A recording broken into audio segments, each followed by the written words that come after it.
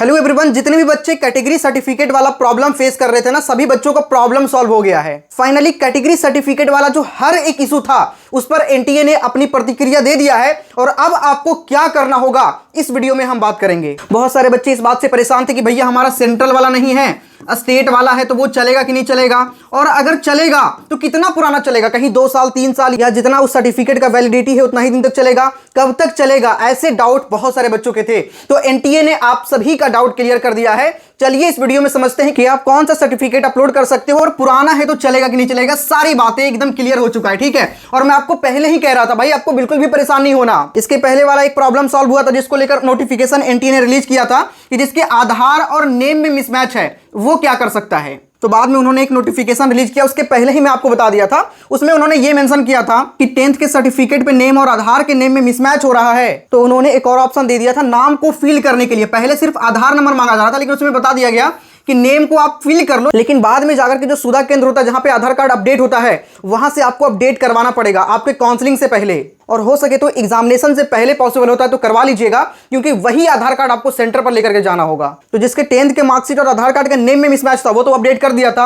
अब कैटेगरी वाला बच्चा लटका हुआ था, तो उसके बारे में क्या अपडेट है समझते हैं। लेकिन आगे बढ़ने से पहले वैसे बहुत सारे बच्चों के हमारे पास कमेंट आते हैं, भैया रिवीजन सही से नहीं हो पा रहा, टेस्ट सीरीज नहीं दे पा रहे हैं। तो मैं आपको बताऊं JEE 1 पे जहां पे इंडिया के टॉप एजुकेटर आपको पढ़ाते हैं, नमो कौल सर, पूर्णिमा कौल मैम, समीर सर एवं उनकी पूरी टीम आपको पढ़ाते हैं, जो कि JEE main predictor paper launch किए हैं, जो कि बहुत ही कम कॉस्ट में 349 में आपको मिल रहा है। जिसमें जैसा एनटीए का एग्जामिनेशन होता है ना, इस तरीके का इंटरफेस पे, सेम इंटरफेस पे आपके एग्जामिनेशन होने वाले हैं। टोटल 15 फुल टेस्ट है, पार्ट टेस्ट 5 है, साथ ही प्रीवियस ईयर क्वेश्चन भी करवाए जाएंगे और अनलिमिटेड टाइम आप अटेम्प्ट कर पाओगे। जब आप JEE 1 के एप्लीकेशन पे जाओगे तो प्राइस आपको दिखेगा 499, लेकिन जैसे ही JEE 150 कोड आप यूज करेंगे आपका 150 का डिस्काउंट हो जाएगा, 349 में आप परचेज कर पाओगे। ज्यादा कुछ नहीं करना, डिस्क्रिप्शन में लिंक है, वहां से JEE 1 के एप्लीकेशन को डाउनलोड कर लेना है, मोबाइल नंबर डाल करके रजिस्ट्रेशन करिएगा, फिर लॉगिन करिएगा। लॉगिन करते ही आपके सामने इस तरीके का इंटरफेस आ जाएगा। टेस्ट सीरीज वाले ऑप्शन पे जाओगे, फिर ऑल पे सिलेक्ट करोगे, वहां पे ये वाला JEE मेन प्रेडिक्टर पेपर आपको मिल जाएगा।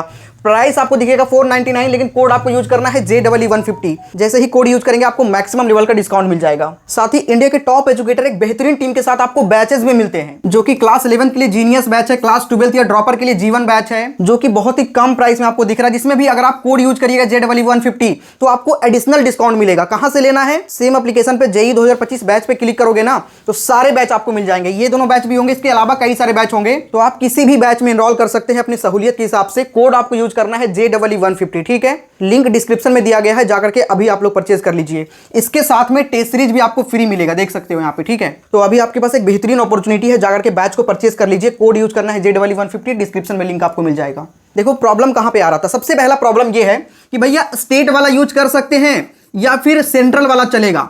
तो मैंने आपको पहले भी बताया था, देखो सेंट्रल वाला अगर है तो सेंट्रल वाला लगा दो, स्टेट वाला है तो स्टेट वाला लगा दो। मैंने आपको एनटीए का कॉल रिकॉर्डिंग भी सुनाया था, मतलब दोनों में से कोई भी आप अभी यूज कर सकते हो। लेकिन याद रखना 1 अप्रैल 2025 के बाद जो लगेगा, काउंसलिंग के टाइम पे जो लगेगा वो 1 अप्रैल 2025 के बाद वाला लगेगा।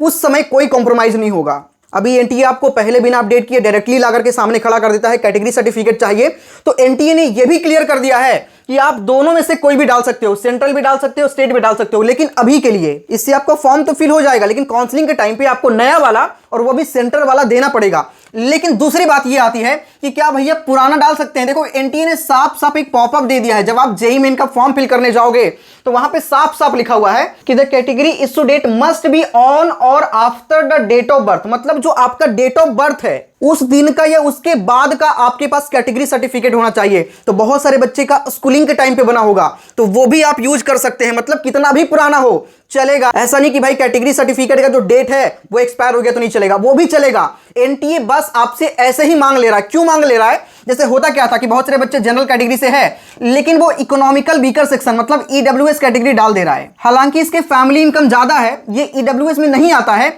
फिर भी वो डाल दिया कि बाद में बनवा लेंगे, बाद में देखा जाएगा। इस वजह से एनटीए को 2 रैंक दे दिया। एक तो भाई जनरल का रैंक इसको मिल गया और एक इसको EWS कैटेगरी का रैंक मिल गया, और इसी के अकॉर्डिंग इसको अलॉटमेंट भी हो जाता है। लेकिन सर्टिफिकेट कब लगता था, जब आपको सीट मिल गया तो राउंड 1 के बाद जब आप ऑनलाइन रिपोर्टिंग करते थे उस समय लगता था। तो होता क्या था कि आपको EWS कैटेगरी के बेस पे आपका अलॉटमेंट हो गया कॉलेज का, मतलब EWS कैटेगरी का जो कट ऑफ जाता है वो OBC कैटेगरी के बराबर जाता है, जनरल के बराबर नहीं। जनरल का तो सबसे हाई जाता है कट ऑफ। तो यहाँ पे इस बच्चे को बेनिफिट तो मिल गया, लेकिन जब ये राउंड 1 में प्रूफ नहीं कर पाया तो इसको काउंसलिंग से बाहर कर दिया जाएगा या फिर इसको जनरल से काउंट किया जाएगा। जनरल से काउंट होगा तो फिर से इसके अलॉटमेंट होंगे, लेकिन राउंड 1 में जो ईडब्ल्यूएस कैटेगरी जो डिजर्व करता है उसको सीट नहीं मिल पाया। कौन खा गया? जनरल वाला बच्चा खा गया। तो इस तरह के कई सारे प्रॉब्लम होते हैं। उसी तरीके से ओबीसी जो एनसीएल वाला बच्चा है, नॉन क्रीमी लेयर, तो उस बच्चे के लगातार पिछले 3 साल के फैमिली इनकम 8 लाख से ऊपर है तो वो क्रीमी लेयर के अंदर आ गया। लेकिन ओबीसी में जो फायदा मिलता है वो एनसीएल का मिलता है, नॉन क्रीमी लेयर, जिसका फैमिली इनकम लगातार 3 साल से 8 लाख से कम है, वो एनसीएल के अंदर आता है, नॉन क्रीमी लेयर, और उसी को इसका फायदा मिलता है। तो इस वजह से कई सारे प्रॉब्लम निकलकर सामने आ रहे थे। तो अब जो है एनटीए ने भाई ये क्लियर कर दिया है कि आपके पास पुराना वाला है तभी चलेगा, तो अभी आप डाल करके सबमिट कर दो। ठीक है, इस बात से तो भाई बिल्कुल क्लियर हो गए कि स्टेट वाला भी चलेगा, सेंट्रल वाला भी चलेगा और पुराना भी चलेगा। बहुत सारे बच्चों का ये वाला डाउट था। तो अभी जब आप जाओगे ना फॉर्म को फिल करने, तो वहीं पे ये पॉपअप बन के आपको दिख जाएगा कि the categories issue date must be on or after the date of birth. जो आपके डेट ऑफ बर्थ उसके बाद का होना चाहिए। तो उम्मीद है कि आपको एक एक डाउट क्लियर हो गया होगा। जितने भी बच्चे हैं चैनल को सब्सक्राइब करके बेल आइकन जरूर दबाइएगा।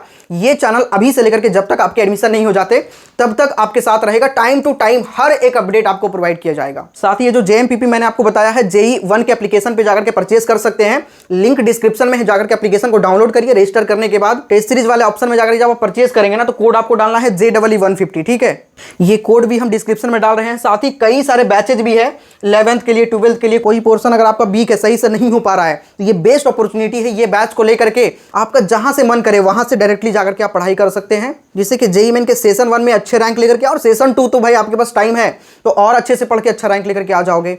तो लिंक डिस्क्रिप्शन में है, जाकर के अभी आप लोग परचेज कर लीजिएगा। कोड यूज करना है JEE150। ठीक है, मिलते हैं नेक्स्ट वीडियो में, तब तक के लिए जय हिंद।